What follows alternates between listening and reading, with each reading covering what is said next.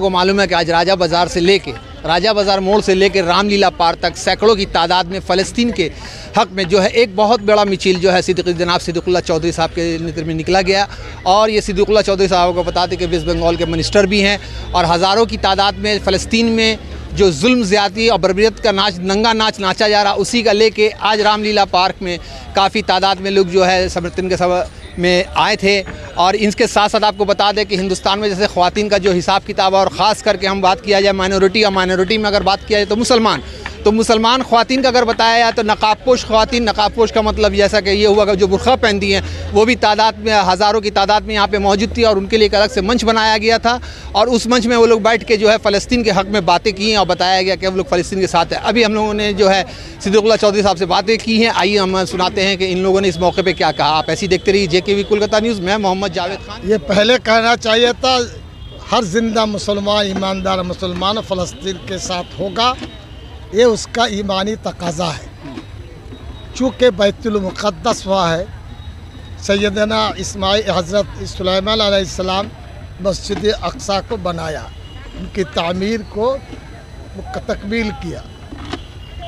अंबिया किराम अलैहिमुस्सलातु वस्सलाम वहाँ मदफून है, इसलिए और आका दोजा सल्लल्लाहु अलैहि वसल्लम ने वहाँ अंबिया किराम की इमामत फरमाई। हज़रत खलीफतुल मोमिनीन उमर फ़ारूक रज़ियल्लाहु अन्हु ने बहुत झगड़ा छोड़कर पुरअमन तरीक़े पर मस्जिद अक़सा को अपने कब्ज़े में लिया।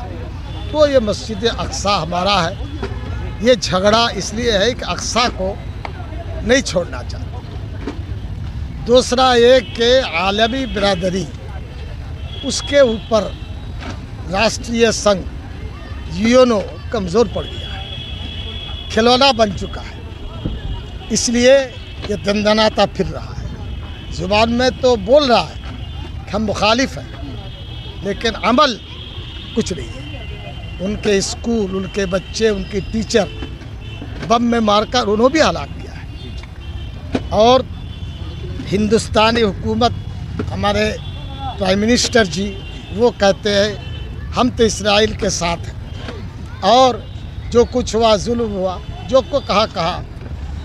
और गुज़श्ता कल फॉरेन अफेयर्स उसके जो स्पोक्समैन है, तर्जुमान है, उन्होंने बताया कि हम फ़लस्तीनियों के हक़ में हैं और उनके आबादी के हक़ में हैं और उनको ताकत हम देंगे। कांग्रेस ने भी मज़लूम फ़लस्तीन के साथ देने का ऐलान किया है। ये खुशाइंद है। आज का ये तकाज़ा है कि फ़लस्तीन को आज़ाद हुकूमत कायम करो, मानो गाज़ा पट्टी के घेराबंदी को बंद करो और जो जुल्म बर्बरियत इसराइल कर रही है ये बंद होना चाहिए। आलम के लिए, दुनिया के लिए ख़तरनाक घंटी है। फ़लस्तीन के लिए नहीं, एशिया के लिए बर्बादी है। इसे बंद होना चाहिए और हिंदुस्तानी हुकूमत को दुगली पॉलिसी ख़त्म होनी चाहिए। उनको एक पॉलिसी का ऐलान करना चाहिए। लोग अलग अलग कुछ न करें, मुत्तहिद होकर करें और पुरअमन करें। आज अल्हम्दुलिल्लाह न डंडा चला न भारी पुलिस। ये जमीयत की क़ियादत की बरकत है। जमीयत के दावत पर लोग आते हैं। मुझे जहाँ तक अंदाज़ा कमोबेश 10-15 हज़ार आदमी जुलूस में शरीक होंगे, चूँकि चारों तरफ धूप, लोग इधर उधर घूम घाम के बैठे। हिंदुस्तान में आज एक नया मैसेज जाएगा, फ़लस्तीनियों के हक़ में खड़े हो जाओ, इसराइल की बर्बरियत का ऐलान करो, उसके जुल्म के ख़िलाफ़ आवाज़ उठाओ। गाज़ा पट्टी ये दहशतगर्द नहीं है। यूपी में चीफ मिनिस्टर कहते हैं उनका पुलिस इनकाउंटर करता है, वो दादागिरी नहीं है। लोगों के घरों को उजाड़ कर बुलडोज़र चलाते हैं, वो गद्दारी नहीं है। इसी तरीके पर आदिवासी लड़कियों को का इज्तिमाई रेप करके जलाया जाता है, ये दहशतगर्द नहीं है।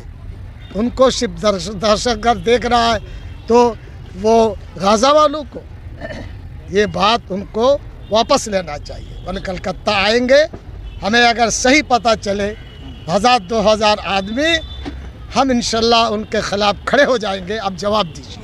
जैसा कि देखा जा रहा है कि हम लोग काफ़ी मुसलमान, काफ़ी मुल्क है, इसमें बड़ा खामोशी इख्तियार किया हुआ है, इसको किस नजरिए देखते हैं? असल में देखिए, मोमिन है, बाकी सब मुसलमान है क्या? देखिए, इसलिए मुसलमान हैं, उनको इख्तिदार की फ़िक्र है, उनको गोला बारूद की फ़िक्र है, उनकी गद्दी छिन जाएगी या रहेगी, हो सकता उनकी फ़िक्र हो।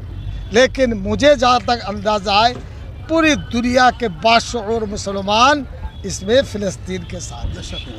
हुकूमत जो चाहे, ये अगर घर घर जाकर किसी से पूछे, वो कहेंगे जिएंगे तो फ़िलिस्तीनियों के साथ, मरेंगे तो इंशाल्लाह ईमान के साथ। ये तमाम मुसलमान कलमे शहादत पे जो भी है, और तमाम के तमाम ने लब्बैक कहा है फ़लस्तीन के साथ। आज आपने देखा एक ही मर्द मुजाहिद है, यकीनन कहीं ना कहीं प्रेशर होता है हुकूमत का।